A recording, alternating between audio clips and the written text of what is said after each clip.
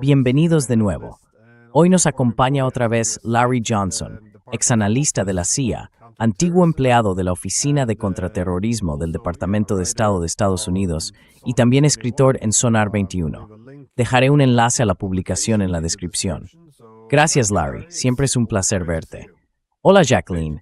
Siempre disfruto cuando tenemos la oportunidad de conversar. Bueno, quería hablar contigo sobre la guerra con Irán, porque parece que, no estoy muy segura de cómo dividir esta guerra en distintas categorías, pero al menos no parece que vaya a seguir la misma trayectoria que en las dos rondas anteriores.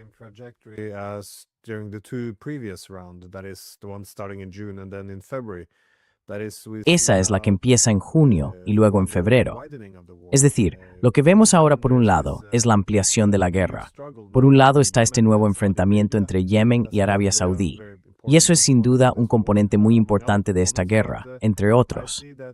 Pero veo que el líder hutí, Abdul Malik al-Houthi, ha advertido que el petróleo saudí, los aeropuertos y otras infraestructuras serán ahora objetivos si los saudíes intensifican el conflicto contra Yemen. Y me preguntaba, ¿cómo lo ves tú? ¿Qué está ocurriendo? ¿Y cuáles dirías la relevancia de este componente Yemen-Arabia Saudí dentro del conflicto más amplio?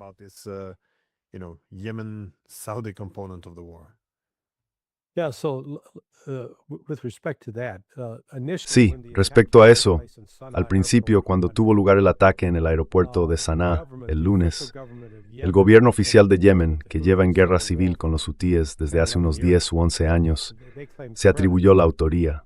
Pero después, dos funcionarios estadounidenses hablaron, creo que con Axios, y dijeron que no, que habían sido los saudíes. Y los hutíes no tardaron nada en responder atacando un aeropuerto saudí justo al otro lado de la frontera con Yemen, en el suroeste de Arabia Saudí. Ahora bien, hay que dar un paso atrás y preguntarse, si los saudíes hicieron eso, ¿en qué estaban pensando? Porque desde un punto de vista estratégico, ahora mismo Arabia Saudí no está sacando prácticamente nada de petróleo hacia el Golfo Pérsico.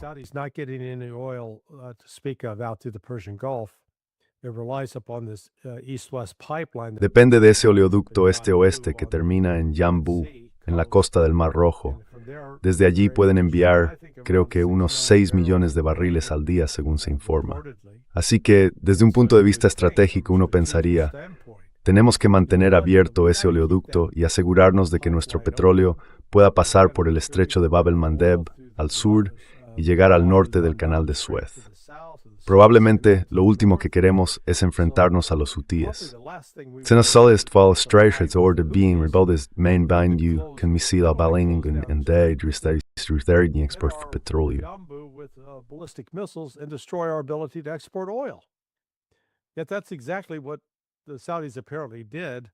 Y eso es precisamente lo que al parecer hicieron los saudíes. Y luego, en menos de 24 horas, creo que se echaron atrás. Ahora Irán, por su parte, lanzó una advertencia bastante seria la semana pasada. Dijo que si Estados Unidos reanudaba esos ataques contra Irán, no solo cerrarían el estrecho de Hormuz, sino que también considerarían cerrar el estrecho de Bab el-Mandeb, utilizando a los hutíes como intermediarios.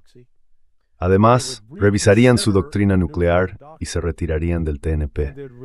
Bueno, si te retiras del TNP, ¿qué significa eso de revisar tu doctrina nuclear?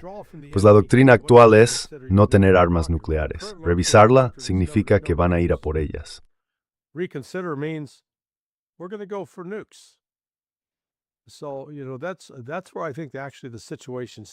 Así que yo creo que esa es la situación ahora mismo, con el Parlamento, el Majlis, volviendo a reunirse el martes. Ya han dejado bastante claro que no tienen ninguna intención de negociar con Estados Unidos, ni de hacer concesiones.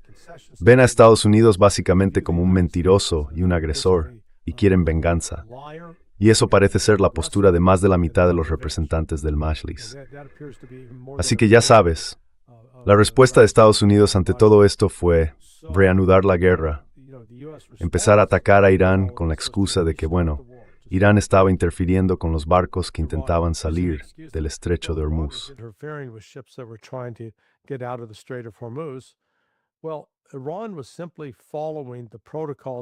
Bueno, Irán simplemente estaba siguiendo los protocolos que había establecido de acuerdo con el memorando de entendimiento. Creo que es fundamental que la gente en todo el mundo entienda que el párrafo 5 de ese memorando daba a Irán la única autoridad. No mencionaba a Estados Unidos, ni a Omán, ni a ningún otro país del Golfo. Solo Irán tenía la responsabilidad de garantizar el paso seguro de los barcos por el estrecho de Hormuz. Y en relación con eso, Irán creó y puso en marcha la autoridad del estrecho del Golfo Pérsico y estableció los protocolos que los barcos deben seguir. Darnos el nombre del capitán, el nombre del barco, el propietario, el destino de la carga y los nombres y nacionalidades de los marineros a bordo. Presentar esa información por adelantado y entonces pueden pasar.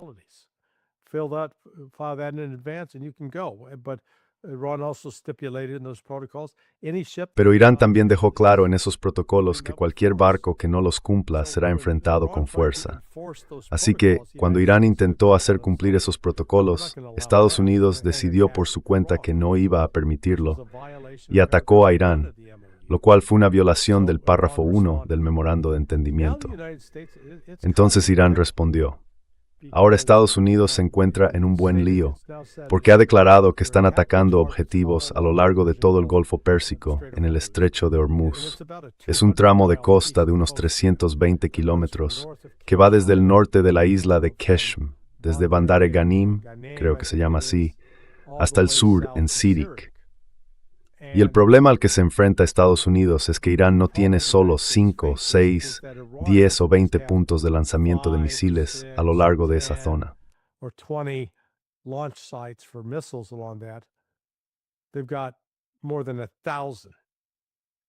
Tienen más de 1000, piénsalo. Una costa de más de 200 millas. Si colocas 10 lanzadores de misiles por milla y los distribuyes a lo largo de esa distancia, ya tienes 2000. Así que ahí está Estados Unidos intentando destruirlos. ¿Y con qué? El único misil que puede dispararse desde un HIMARS, desde Bahrein hacia Bandar Abbas, se llama Precision Strike Missile, o PRSM. Solo tiene un alcance de 500 millas, y Lockheed ha fabricado menos de 60. O sea, prácticamente nada. Tienen un suministro muy limitado. Eso les obliga a depender de los JASM, los Tomahawk y los misiles HARM. Sabemos con certeza que tanto los JAM como los Tomahawk tienen grandes limitaciones. No estoy seguro de los HARM, pero sospecho que no está mucho mejor.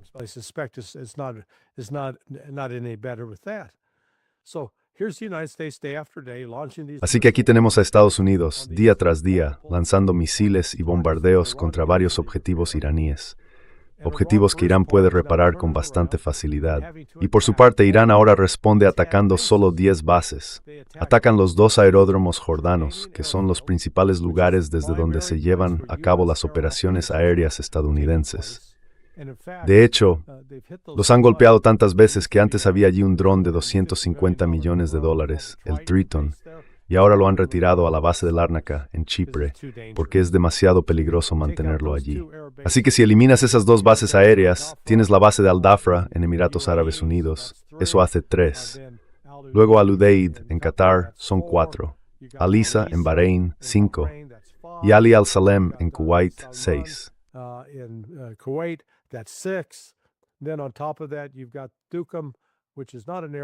Y además de todo eso está Duqm, que no es una base aérea, sino un puerto logístico de la Marina en Omán.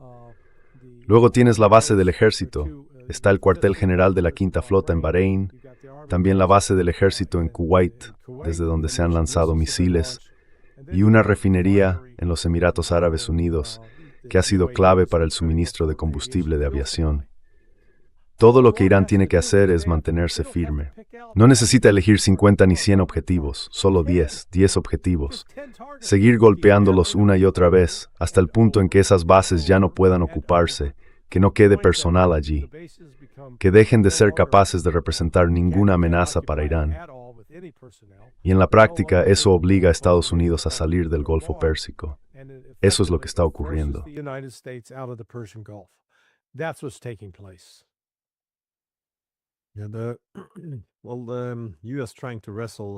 Bueno, que Estados Unidos intente recuperar el control del estrecho de Hormuz creo que era previsible que fuera una de las principales cosas que pondrían en riesgo o incluso destruirían el memorando de entendimiento. Es decir, la idea de que Estados Unidos aceptara no solo que el estrecho quedara fuera de su control, sino que además estuviera bajo control iraní. De nuevo, creo que esto también se vio en algunos de los intercambios con Trump. Él iba a imponer una tasa del 20% a todos los barcos que pasaran por el estrecho de Hormuz. Luego se dio cuenta de que eso podría, en realidad, legitimar lo que está haciendo Irán, así que dio marcha atrás en todo el asunto. Por supuesto, el estrecho está dentro de aguas iraníes, así que ellos tendrían al menos cierto derecho a cobrar una tasa por los servicios que prestan, a diferencia de Estados Unidos, que está al otro lado del planeta. Pero, en cuanto a los ataques, has descrito bien el número limitado de bases que los iraníes están bombardeando ahora.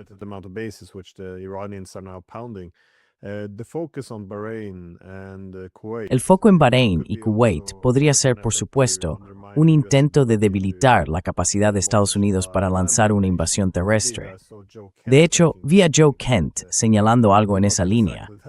Bueno, no exactamente eso, pero sí decía que Estados Unidos podría estar preparándose para una invasión terrestre, o al menos considerando una invasión terrestre de Irán.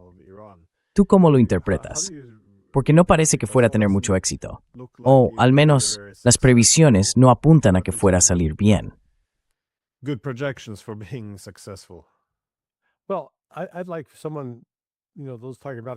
Bueno, me gustaría que alguien, ya sabes, los que hablan de una operación terrestre, me explicara cómo se supone que van a poner a los soldados o a los marines estadounidenses en tierra. Porque ahora mismo solo está el Boxer, el USS Boxer, que lleva a bordo unos 2.500 marines. Es el único, por así decirlo, buque de desembarco, anfibio o unidad expedicionaria de marines, la MEU, que queda en la zona. La otra unidad de marines que estaba allí, por lo que tengo entendido, se ha retirado. Eso según Open Source Defender, así que es información pública. Entonces, ¿cómo llegan allí? Un desembarco anfibio en Chabahar, ¿y cómo se mantiene eso? Primero, hay que acercar los barcos lo suficiente para poder desembarcar a los marines. Y además todo eso, no estamos hablando de barcas pequeñas.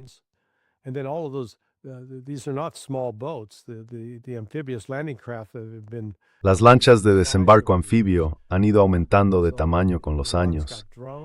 Irán tiene drones, tiene misiles que pueden caer sobre ellas.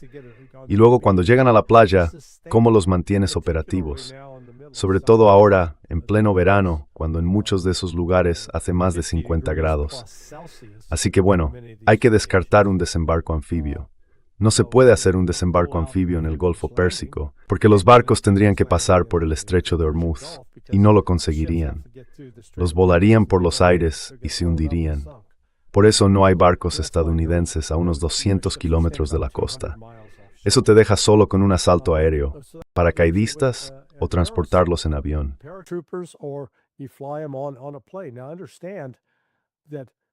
A ver, hay que entender que no es como si metieras a 1,000 hombres en un avión. Un C-130 puede transportar a 92 soldados completamente equipados para el combate. Un C-17, aunque es un avión mucho más grande, puede llevar a 126 soldados con todo su equipo de combate. Así que la pregunta es, ¿cuántas tropas vas a poner sobre el terreno? Y una vez que estén allí, ¿cómo las vas a reabastecer? La última vez que hicimos una invasión, una operación terrestre en Oriente Medio, fue en 2003. Entonces a Estados Unidos le llevó más de 12 meses reunir una fuerza de 165,000 soldados en Kuwait y Arabia Saudí. En aquel momento creo que el ejército estadounidense tenía un total de algo más de 750,000 efectivos. Hoy son 452,000. Total U.S. Army was about over 750,000. Today it's 452,000. So it's about half of what it was 20 years ago. Así que ahora es más o menos la mitad de lo que era hace 20 años. Y si intentas reunir una fuerza terrestre lo bastante grande como para entrar en Irán y tomar el control del territorio, ¿dónde la vas a concentrar sin que esté en peligro de ser alcanzada por misiles balísticos o por drones? La respuesta es, en ningún sitio. No se puede hacer. Así que quiero decir, esta gente que habla de operaciones terrestres, y estamos hablando, ya sabes, de tipos con 3 y 4 estrellas en los hombros. Sí, tenían 3 o 4 estrellas, pero ni una maldita neurona en la cabeza.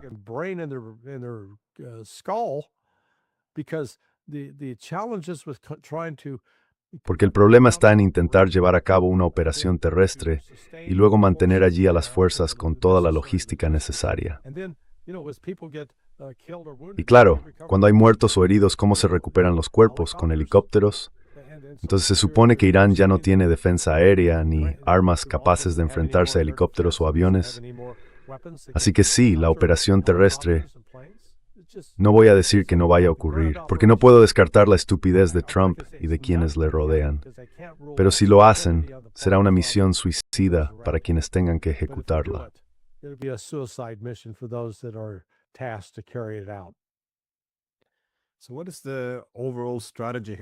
Entonces, ¿cuál es la estrategia general aquí para Estados Unidos? Porque volver a la guerra, para empezar, no parece muy lógico, teniendo en cuenta que antes del memorando de entendimiento, las cosas no salieron precisamente bien, y tampoco ha habido tantos cambios desde entonces. Quiero decir, no consiguieron tanta energía a través del estrecho de Hormuz.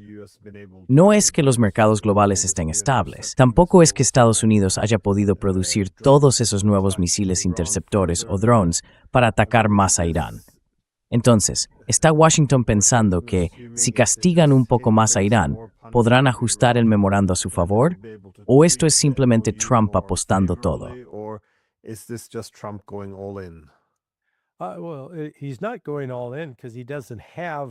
Bueno, no se está volcando del todo porque no tiene los recursos para hacerlo. Así que creo que en parte se explica por el hecho de que está rodeado de asesores como Stephen Miller, que no tiene ni idea de capacidades ni de operaciones militares. Tiene opiniones muy firmes y creo que le repite a Trump: será fácil, lo único que hay que hacer es... Ellos mismos se creen sus propias mentiras, que Irán está tan presionado que basta con apretar un poco más y se van a romper, que Irán sufre económicamente, que no puede soportar el dolor y que acabarán rogándonos un acuerdo. Pues bien, ya hemos tenido 2 acontecimientos en los últimos 14 o 15 meses.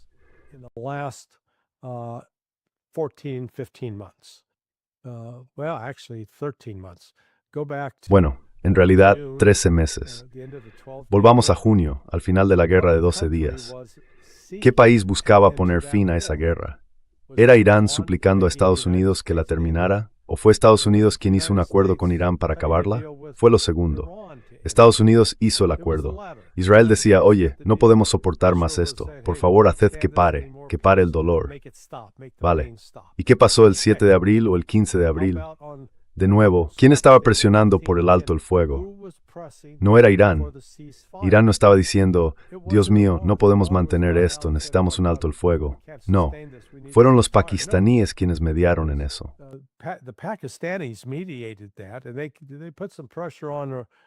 Y ejercieron algo de presión sobre Irán y le dijeron: vamos, esta vez Estados Unidos va en serio, de verdad quiere llegar a un acuerdo. Así que siguieron adelante y los iraníes aceptaron a regañadientes. Pero en esta ocasión no hay ninguna presión militar que Trump pueda aplicar que vaya a cambiar la actitud o la opinión de Irán. Eso para empezar. De hecho, si acaso, el memorando de entendimiento actual está muerto. Si va a haber uno nuevo, vendrá con condiciones, como por ejemplo activos congelados. Tendrás que entregar $12,000 millones antes de firmar el memorando, como prueba de buena fe de que vas a descongelar los otros $280,000 millones en activos. Eso, para empezar.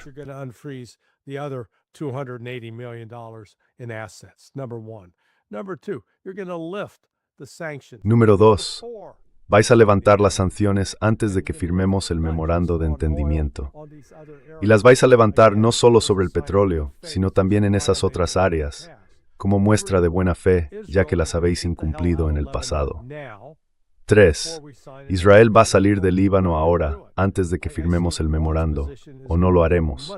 Veo que la posición de Irán se está volviendo mucho más firme en esos temas, y por eso no creo que vaya a haber un nuevo memorando. Creo que Estados Unidos se va a quedar intentando, va a tener que retirarse. La realidad es que las fuerzas estadounidenses ya se han retirado de varias bases y no pueden volver. Y no van a volver porque es demasiado peligroso. And they're not going to go back because it's too dangerous. Well, another area where the war could spread, though, is Bueno, otra zona por donde la guerra podría extenderse es a través de Irak y Kuwait. Hace solo unas horas vi un mensaje que hablaba de unas grandes explosiones en la frontera entre Irak y Kuwait. Ayer también hubo informes de tiroteos, otra vez en esa misma frontera.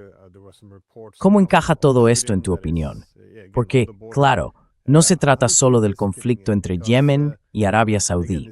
También parece que podría haber de nuevo un conflicto potencial entre Irak y Kuwait. Quiero decir, aquí podrían desmoronarse muchas cosas a medida que sube la escalada. Pero ¿cómo ves tú este componente de la guerra? As we go up the escalation ladder, but how do you see this component of the war?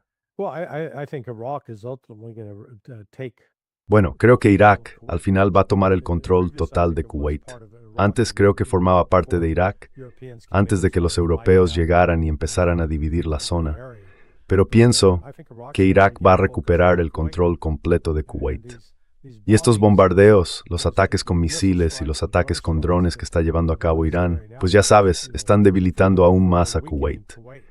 Y es un mensaje para los kuwaitíes. Mientras sigáis protegiendo y dando refugio a Estados Unidos, vais a ser un objetivo. Otra forma de dejar de serlo es echar a Estados Unidos. Y el mismo mensaje va para Bahrein, para Qatar, para Arabia Saudí y para los Emiratos Árabes Unidos. Irán no va a ceder en eso. Iran's uncompromising on that. How about Pakistan, though? ¿Y qué pasa con Pakistán?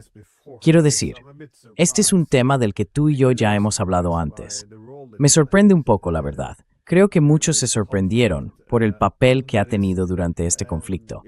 Porque a diferencia de la India, los pakistaníes han tenido un papel diplomático muy importante, incluso en un momento en que la diplomacia parece estar muriendo.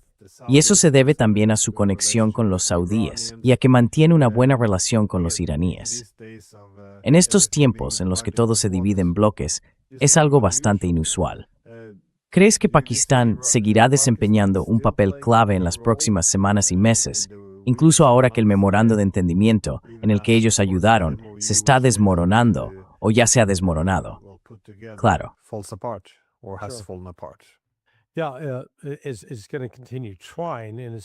Sí, va a seguir intentándolo y lo hace por encargo de los chinos. Ahora bien, China tiene aquí una dinámica interesante.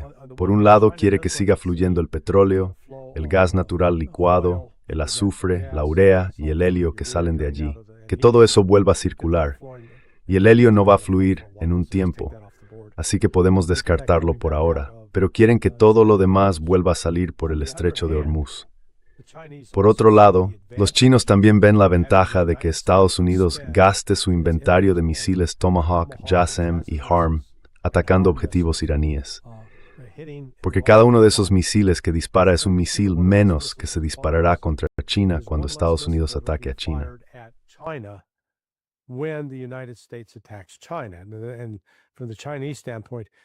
Y desde el punto de vista chino, ellos no lo ven como una posibilidad, sino como algo inevitable.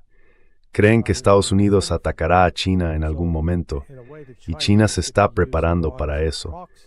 Así que de alguna manera, los chinos pueden usar a Irán como un intermediario para desgastar la capacidad militar estadounidense, que de hecho es exactamente lo que está ocurriendo ahora mismo. En cuanto a Pakistán, a través de Asim Munir, él es la figura principal en todo esto. Hoy, según se informa, los pakistaníes lanzaron algunas amenazas a Yemen y a Irán, diciendo que cualquier ataque contra Arabia Saudí sería considerado un ataque contra Pakistán. Si esa no es realmente la postura de Pakistán, creo que van a tener menos influencia sobre Irán, porque Irán, ya sabes, ve todo esto como una amenaza existencial que viene de Occidente.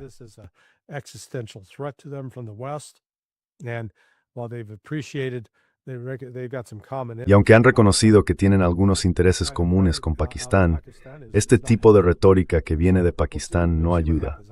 Así que veremos qué pasa. Sé que según se informa, Pakistán sigue intentando, junto con Qatar, reactivar el proceso de negociación, o al menos volver a encarrilarlo. Pero la muerte de Al-Thani, que era el anterior líder de Qatar, y todo lo relacionado con su funeral, ha retrasado parte de esas negociaciones. Mientras tanto, Irán continúa con sus ataques y con sus advertencias a los demás estados del Golfo. Si no queréis ser atacados, no facilitéis ni permitáis ataques de Estados Unidos contra nosotros. Don't facilitate or enable U.S. attacks against us. I guess with the Chinese you can put the Russians in the same category. Supongo que con los chinos se puede poner a los rusos en la misma categoría. Probablemente también les resulte beneficioso si hay una guerra, si Estados Unidos concentra todos sus recursos y su atención en Oriente Medio. Porque como vimos, Trump dio señales de que está profundizando su implicación en la guerra contra Rusia. Marco Rubio también sugirió que la paz podría avanzar si Ucrania realizara más ataques en profundidad dentro de Rusia. Así que parece que han decidido ir a por todas, sacar su lado más Biden y comprometerse con esta guerra, básicamente como querían los europeos y Zelensky. Sí. Pero tú estás en contacto con algunos iraníes allí. ¿Cuál es el sentimiento ahora? Se puede hablar todavía. Como mencionabas, no tienen mucha confianza en la diplomacia. Pero el objetivo principal ahora es simplemente destruir todas las bases estadounidenses, agotar a Estados Unidos y provocar el daño económico, que en el fondo es el coste que el propio país se impone. Pero ¿qué tienen exactamente sobre la mesa, digamos, en cuanto a objetivos? It's on their drawing board, I guess, in terms of objectives. So I learned a new word from last week. It was being shouted in the La semana pasada aprendí una palabra nueva. La estaban gritando en las calles de Qom, en las calles de Mashhad, en Qom, en Qom. Significa venganza. Eso es lo que quiere el pueblo iraní. Quieren venganza. Y el último mensaje escrito de Mostafa Khamenei básicamente lo respaldaba. Así que Irán no está de humor. Ahora mismo no hay conciliación entre ellos, ni siquiera con Khalibaf. Ya sabes, ha habido algunas críticas hacia Khalibaf por parte de la población, acusándole de ser demasiado blando, demasiado indulgente al tratar con Estados Unidos.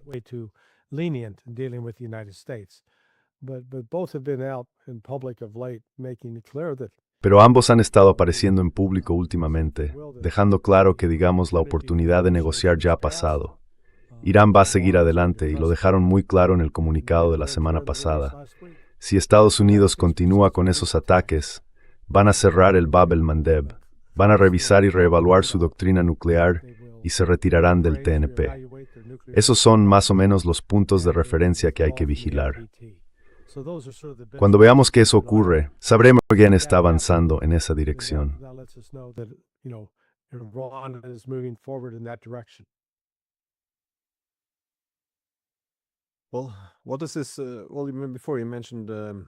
Bueno, antes mencionabas otras áreas de escalada, pero ¿crees que ahora los iraníes podrían llegar a conseguir esa arma nuclear?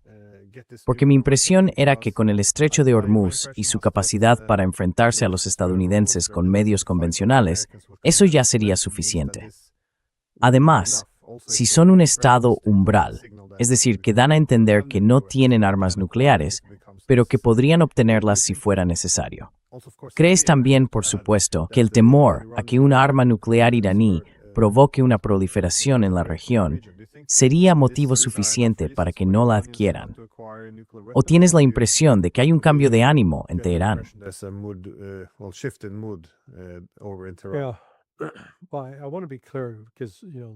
Bueno, quiero dejarlo claro, porque habrá quien me acuse de intentar decir que como Irán tiene una bomba nuclear, entonces Estados Unidos e Israel deberían atacar.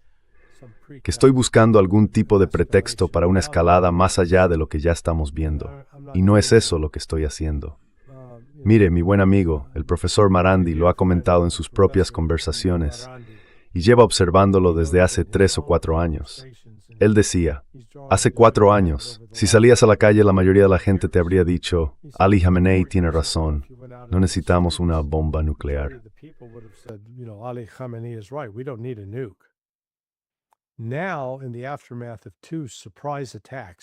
Ahora, tras 2 ataques sorpresa de Estados Unidos, la situación se ha invertido. Él decía que una gran mayoría de las personas con las que habla le dicen, ¿sabes qué? Si tuviéramos un arma nuclear, esto no nos estaría pasando. así que deberíamos conseguir una.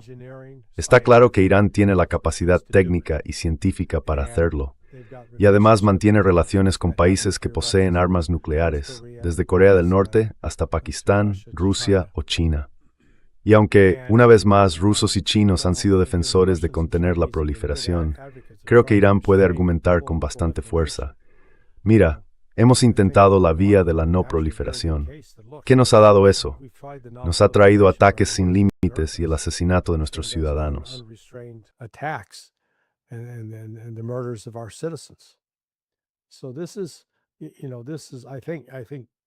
Creo que Trump ha encendido una mecha en una bomba que no quería que explotara y va a explotar. Y eso va a cambiar todo, va a cambiar por completo el panorama estratégico. Porque hasta ahora, Israel podía decir, sin decirlo abiertamente pero con la amenaza implícita, tenemos una bomba nuclear y podemos borrarte del mapa. Pero ahora, si Irán aparece con una bomba nuclear, Israel tiene que pensárselo 2 veces. Hay quien dice, Israel es lanzar su bomba contra Irán de inmediato. ¿De verdad?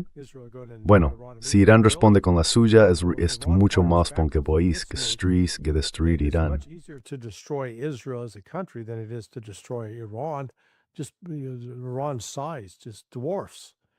El tamaño de Irán deja enano al de Israel.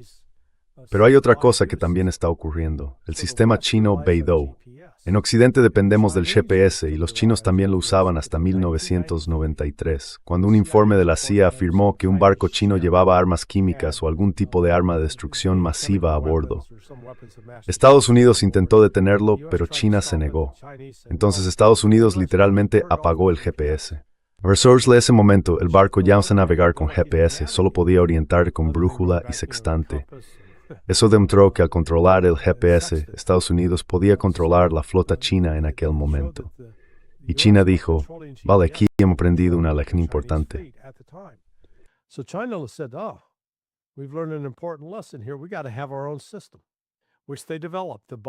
Tenemos que tener nuestro propio sistema, el que ellos desarrollaron, el Beidou. Se escribe B-I-D-O-U. Es un sistema GPS y de hecho es más preciso que el GPS. Irán lo adoptó, porque antes, durante la guerra de 12 días, Irán seguía usando el GPS para dirigir sus misiles. Y no se sabía mucho en ese momento, pero Estados Unidos e Israel consiguieron engañar esos misiles, introduciendo coordenadas GPS falsas para desviarlos y que no alcanzaran sus objetivos. Eso ahora ya no pasa. Ahora son muy precisos y están acertando. Y es gracias al sistema chino. Digo todo esto para dejar claro que el panorama de esta guerra ha cambiado por completo y de una forma muy desfavorable para Occidente.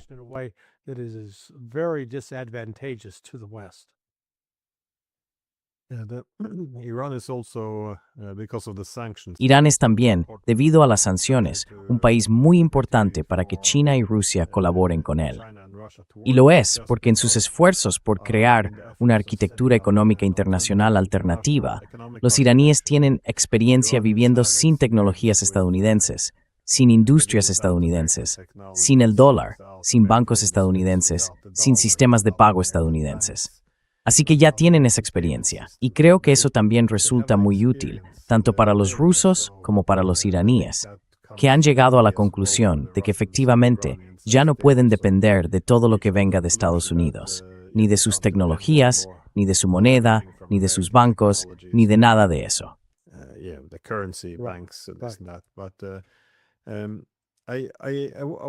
Pero estaba pensando que a medida que esta guerra se amplía, resulta curioso que Israel se mantenga al margen.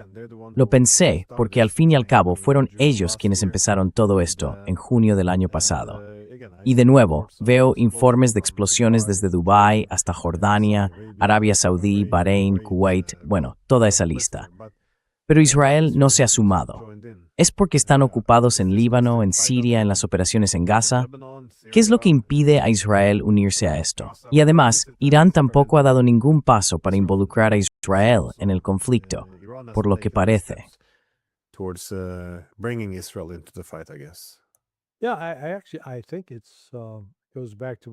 Sí, de hecho creo que esto se remonta a lo que comentaba sobre el sistema chino Beidou.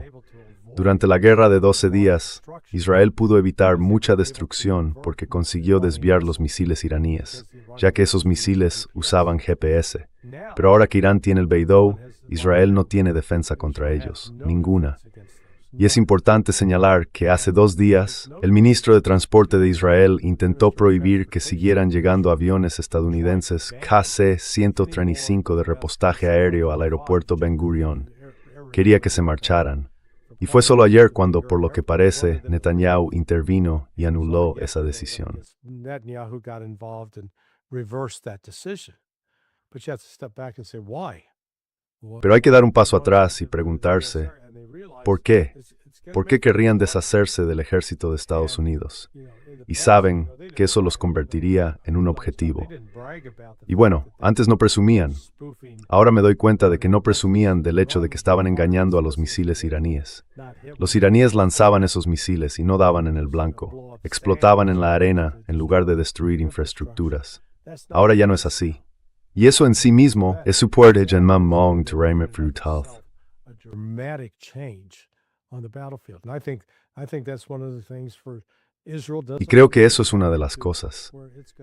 Israel no quiere volver a una situación en la que esté en el punto de mira de Irán, porque ahora mismo Estados Unidos no puede operar desde Bahrein ni desde Kuwait con ningún tipo de lanzamiento de drones. Esas bases han sido destruidas, así que básicamente están limitados a Jordania.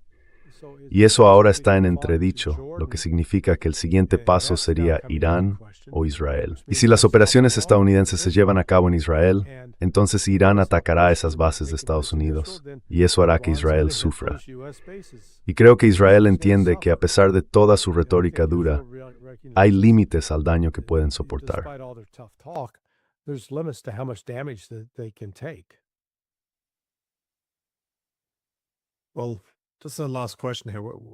Bueno, solo una última pregunta. ¿Cuánto tiempo crees que Estados Unidos puede mantener esta guerra? Porque como tú y yo comentamos la última vez, antes del memorando de entendimiento, Estados Unidos ya empezaba a quedarse un poco corto de misiles interceptores, y además la economía global estaba al borde del colapso, como el propio Trump reconoció. Él decía que firmó el memorando porque solo les quedaban unas pocas semanas de petróleo, bueno, de un tipo concreto de petróleo. Pero, ¿qué significa eso exactamente? Quiero decir, ¿cuánto tiempo puede Estados Unidos aguantar esta vez, teniendo en cuenta que también dejaron pasar la disposición de los iraníes a hablar con ellos? Esto parece otra vez una apuesta enorme, a todo o nada, porque puede que no tengan una salida clara. Así que, ¿cuánto tiempo puede Estados Unidos seguir en esta lucha? Porque además, y añado otra pregunta, tengo aún así, ¿verdad? Right. Yeah, no, you're correct. They're not, they don't have the air Sí, assets in the region no, tienes razón. Ahora mismo no tienen los medios aéreos en la región para llevar a cabo el tipo de operaciones de combate importantes que realizaron durante los primeros 40 días, desde el 28 de febrero hasta el 7 o el 15 de abril. Pero, de nuevo, lo que eso demostró es que en ese periodo de 5 semanas la capacidad de Estados Unidos para mantener esa guerra estaba, digamos, llegando a un punto de agotamiento. Porque una vez más, no tienen suministros ilimitados de HAPS, ni de Yiperes, ni Tomahawks, ni de ISF, ni de HARMS. supplies of Tomahawks or of JASSMs or of HARMS. I looked up the HARMS as well.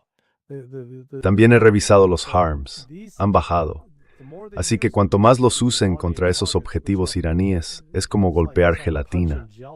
Los destruyen, sí, pero en realidad no reduce las capacidades de Irán, no afecta en absoluto a sus instalaciones subterráneas de misiles ni a sus lanzamientos. Y si además sumas los problemas económicos que van a seguir apareciendo, creo que Estados Unidos podrá mantener esto unas 2 o 3 semanas más, y después volverá a buscar una salida.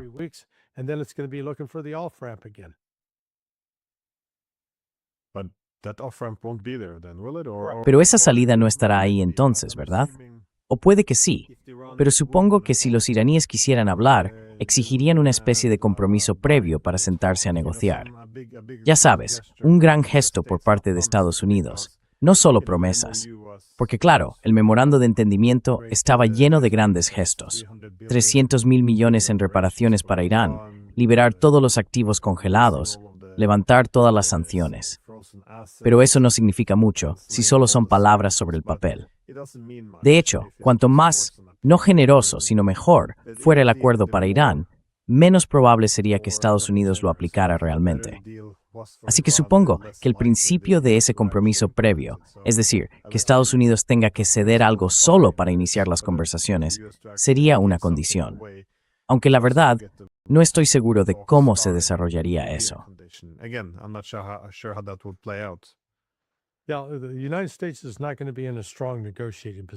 Estados Unidos no va a estar en una posición fuerte para negociar. Ese es el punto. Y por eso mismo, puede que tengan que hacer aún más concesiones a Irán de las que querrían en este momento. Siempre hay alguna sorpresa en agosto. Y de nuevo, imaginemos que a finales de la próxima semana, Irán anuncia que a la vista de estos ataques injustificados y de la falta de respuesta del mundo para apoyarlos, no les queda otra opción que desarrollar un arma nuclear. Si salen con eso va a sacudir Washington. Ya sabes, eso va a llevar a plantearse aumentar los ataques, pero todo eso serían actos de desesperación. Porque si Estados Unidos intensifica los ataques y realmente Irán tiene armas nucleares, Irán podría usarlas. Así que, en fin, estamos entrando en un periodo muy peligroso y todo se agrava por la imprudencia de Trump.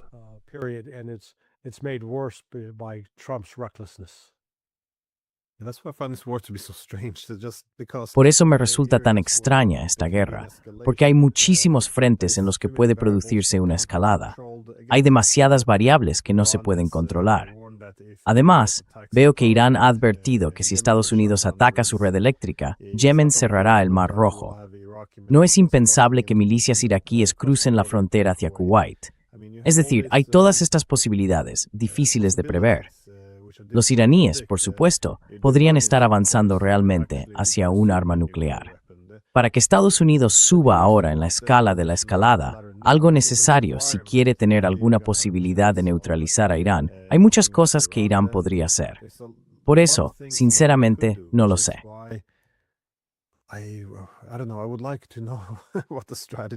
Me gustaría saber cuál es la estrategia de Estados Unidos aquí, porque no veo un camino claro hacia la victoria. Y tampoco lo he visto antes. Escucho muchos eslóganes, que vamos a castigarlos, que se van a arrepentir, que matamos a mucha gente o destruimos mucha infraestructura, pero nadie explica con precisión qué significa una victoria, cómo la definimos y cómo la conseguimos. ¿Qué recursos tenemos? ¿Cuál es nuestro enfoque? No veo nada de eso, solo llamamientos emocionales y frases vacías. Ahora bien, no espero que lo compartan todo, pero al menos entre los analistas, los académicos o en algún centro de estudios, alguien debería tener un escenario sobre cómo podría funcionar esto en la práctica. Pero, ¿tú has visto algo?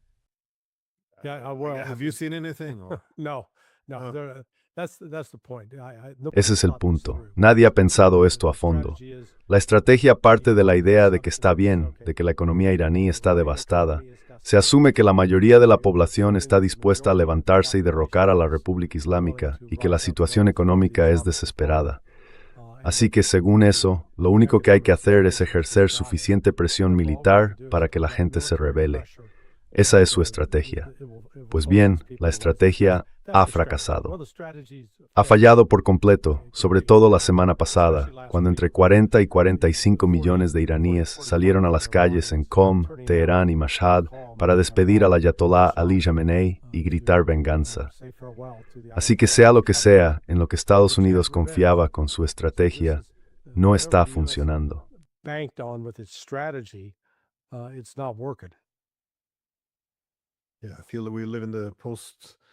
Sí, tengo la sensación de que vivimos en una era posterior al pensamiento estratégico.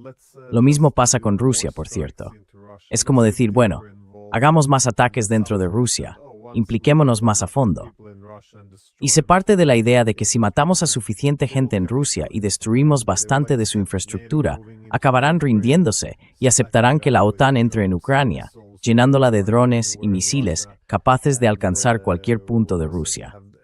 Y que, de ese modo, tendremos el control de la escalada sobre Rusia a través de nuestro aliado. Y sí, se supone que ellos simplemente lo aceptarán. Pero parece que ninguno de ellos ha abierto un libro de historia para ver cómo entiende Rusia ese tipo de rendición. es que nadie parece pensar ni hacerse las preguntas básicas. ¿Qué significa realmente la victoria contra la mayor potencia nuclear del mundo, que considera esto una amenaza existencial? Y lo mismo se ve en Irán, no lo entiendo. En fin, ¿algún comentario final antes de terminar? Any final thoughts before we wrap up? Yeah, well, like you said, people fail to learn from history. Sí, bueno, como dije, la gente no aprende de la historia. Hubo un tipo llamado Adolf en Alemania, allá por 1941, que estaba convencido de que solo tenía que invadir la Unión Soviética y que se derrumbaría como un castillo de naipes, que colapsaría, y luego descubrió, 4 años después, que eso destruyó su propio país y que no quería haber despertado a esa bestia dormida. Y ahora, Estados Unidos ha hecho algo equivalente, no solo con Rusia, sino sobre todo con Irán. Podrías haber argumentado con cierta credibilidad, allá por diciembre, que había algo de agitación interna y cierta oposición al gobierno de los mulás, que la gente no estaba contenta con cómo se estaban haciendo las cosas, que sentían que había corrupción y todo eso.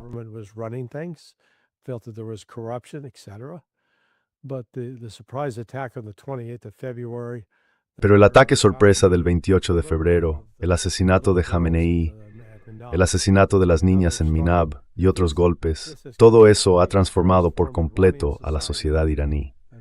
Ahora están unidos en su deseo de derrotar al gran Satán. Porque sinceramente, esta es la segunda vez en 47 años que Estados Unidos participa directamente en provocar una guerra contra Irán. La primera fue con Irak, cuando apoyamos el ataque de Irak. Es un hecho presente en nosotros mismos. Y esa es una es ni de arte un muerte nacional y no va a pasar fácilmente. Nationalism that's not going to be easily quenched. Al menos supondría que los alemanes habrían recordado ese capítulo de su historia, pero no para repetirlo. Pero bueno, aquí estamos otra vez. En fin, Larry, siempre es un placer. Muchísimas gracias. Gracias, amigo mío. Hey, my friend, thanks. Gracias, Glenn. Nos vemos luego. Adiós.